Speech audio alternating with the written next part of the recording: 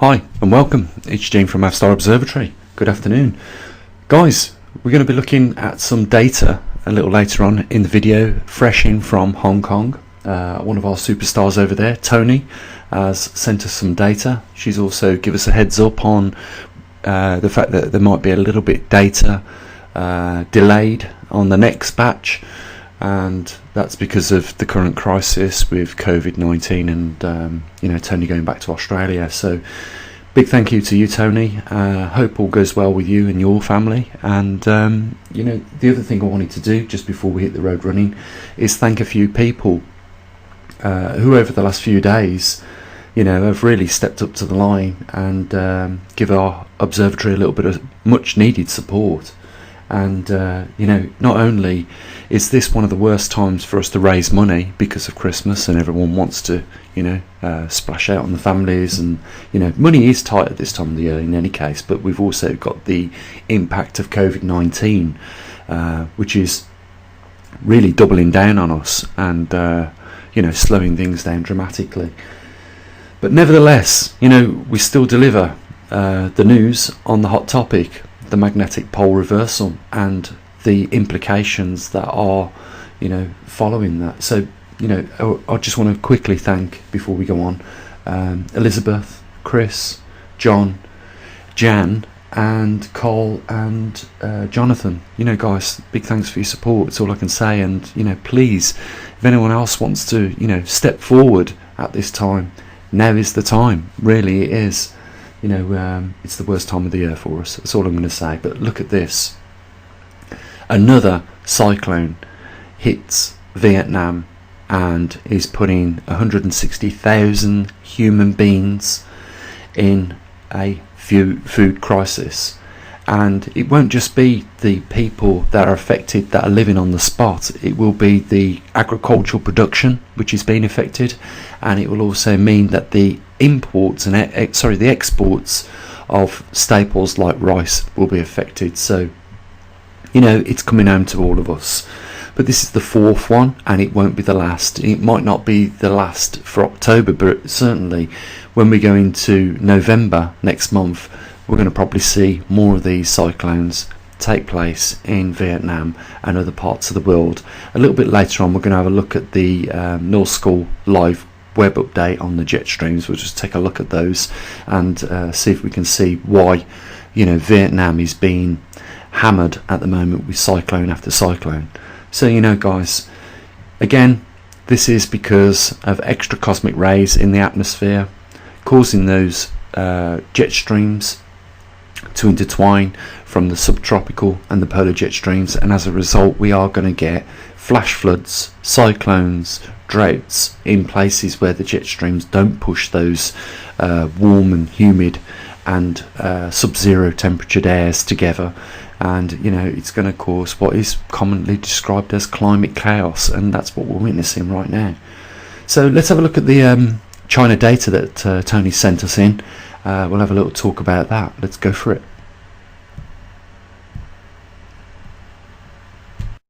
So here's the fresh data in from Hong Kong, China, and I definitely think there is something going on with the magnetic intensity around China, because it is never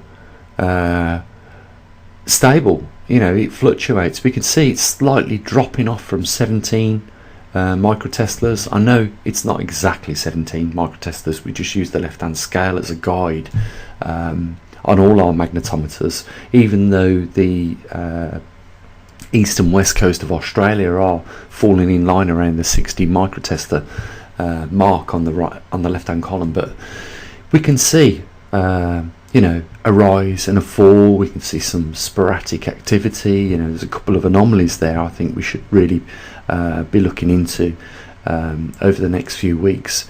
But you can see, look at this data here from the 4th of the 4th 2020, where it goes up and down around 1 to 1.5 microteslas. Here again on the 3rd of the 3rd, you can see it rising, unpredictable movement. There is always something going on, and if you're looking at the left hand column, you'll notice that this at this one here on the 1st, the 2nd, beginning of the year, you can see it starts off at 15, and then, you know, if we go back to the present day, we're at 17 nearly. So, you know, what we should start doing is looking at when we start to see anomalies like this on the 14th of the 8th, where we get that big like W in the sine wave. You know, go back into the date when that happened and try and figure out what other activities and anomalies was taking place at that time. See if we can link it up to what has caused that sort of behaviour. You know, is it something local? Is it something beneath our feet? Is it something deep down in the core? This is what we've got to start, you know, looking at now. We have got quite a lot of data from Hong Kong, China, and I think over a year's worth now. And you know, I think it's time to start, you know, analytically analysing that data and seeing what's going on in that region of the earth. But as you can see, no real major activity as of yet. You know, it's starting to, from what I can see, slowly peter out, probably losing half a microtesla over the month's readings. And you know, we've seen similar pictures on other magnetometers in different parts of the world. So you know, we could be approaching a point in time where, you know, we're going to start to really seriously, noticeably see some big changes with what's going on with these intensities where our little stations are based. I believe we'll do some data from Arizona soon, so you know, as soon as we get that in, I'll put that up. And yesterday, guys, shame on me, I forgot to update the at a glance you know, details like I do, you know, the health at a glance for the world. So I'll be doing that tomorrow as well. So we've got plenty of things to look at. You know, the climate is still in a runaway effect. We've not reached equilibrium. Nothing seems to be getting any better or showing signs of any improvements as we go closer to that 40-degree mark, which is just under 3 years away. And I believe it isn't going to be 3 years. So we're going to leave it here. You know, big thanks to those people that help support what we're doing here at the observatory. We're not just keeping a close eye on the magnetic poles and where they are. You know, we're looking at other anomalies. If you go onto our Pole Shift News website, you will see we cover quite a lot of anomalies, from solar activity to the Schumann frequency, and you know, other stations that are monitoring neutrons at different observatories around the world. So you'll find all that stuff, which is updated daily on there. I gotta say this before I finish the video. I've noticed for quite some time one of our donators have been donating a certain amount of money, but I've recently noticed another one. You know, Chris, you obviously know what that number is, and Susan, you also know what that number is.